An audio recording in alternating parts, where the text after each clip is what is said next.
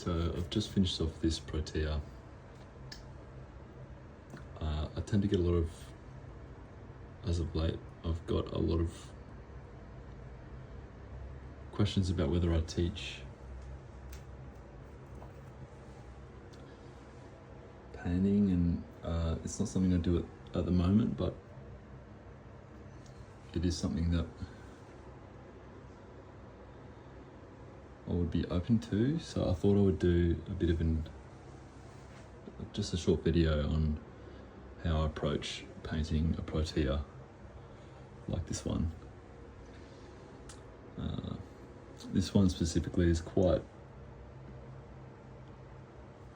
the size of it, this is quite a large canvas, but the size of it is smaller than I'd usually go.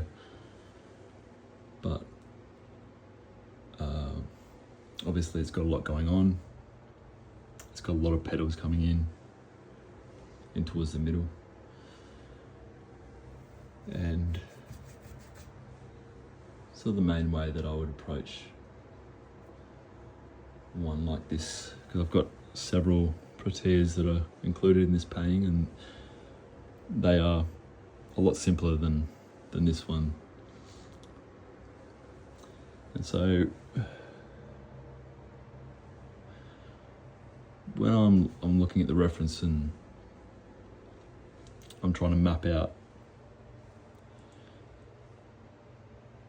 each petal and where to start, I'll tend to start with the darks, because I tend to start I paint down from top to bottom. And so I'll start with the darks, and I paint back to front also. So I'll do my deepest colors on the inside, which gives me some sort of star shape. It gives me parameters. And then when I get to each petal, I look for what highlights the shape of each petal best, which tends to be, in this circumstance, is the white fur. So in this way, for example, for this one, sometimes I won't start with the whites, and I'll use a red or a lighter pink to block out a shape, and then I'll come in and add the highlight, just depending. But for this one, definitely for the majority of how I painted this, was to use the white fur, the highlights, to my advantage, and to basically set parameters for each petal that I'm painting. I won't go ahead and do each and block in all the white at once. Like I said, I'll go down from the top. But what that does is, especially with the way that I paint, mixing colors a lot. So I'll use the whitest white that I have, so that I can avoid an off-white. Of course, you can always highlight at the end, but I feel like when you get the white in first, and you can sort of break down gradients from that white. You can do it either way. You could do it from the shadows also, but I find for this type of protea, it's easier to go with the white, because it gives it the best contrast and the best result I've found. And so, like, essentially I'll start with the white, and I'll shape out the boundary of of the petal that I'm painting. And from there I know, and I've got confidence in the shape that I'm blocking, and then I'm building a gradient according to my reference. Another thing also with any colour, but reds especially, when you're taking reference from a photograph of a bouquet of flowers, you're going to get a lot of light and glow that comes in from the behind, or from just anywhere throughout the photo. So a lot of the times you will rarely get, well, a lot of the times your reds or your darkest, your shadows will just be a fair red.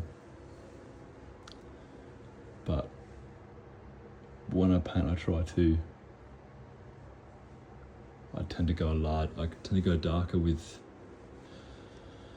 the reds that I use. It creates a better contrast.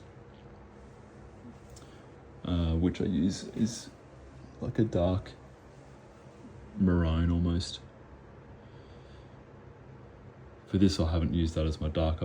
I've used like a darker blue, which I felt has worked better for this, which isn't entirely necessary for everywhere, but it has its places. And so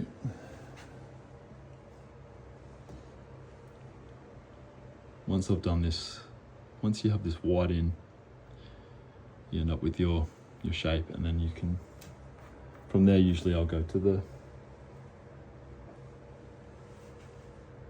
the shadow and find the boundary for the darker tone, and I'll place that in, and I'll tend to go overboard with it. That way I can come in with my mid-red and come back over it, and it allows you to fill in and basically you won't have to come back or touch up areas. It's fine to do that because I do that a lot anyway, but it just allows you to, when you've got your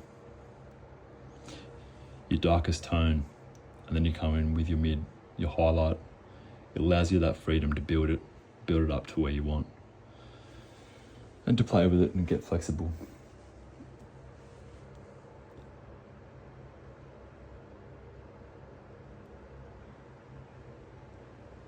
And you can play and just pull it back, and the advantage of finding that initial parameter that allows you that freedom and that shape gives you the advantage to play around and find the gradient that you're after in your painting. So then I'll go ahead and add my pink and build that down.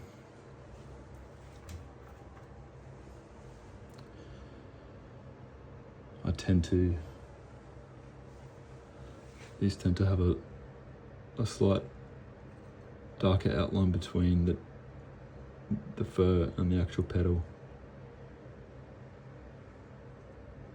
So I'll add that in. But I find this to be the most effective way. I work with acrylics that dry pretty fast, so when I am adding that white, I do tend to get a bit of an off-white anyway, regardless. But when it dries, you've got the opportunity to add the white and highlight it further and give it more of a contrast.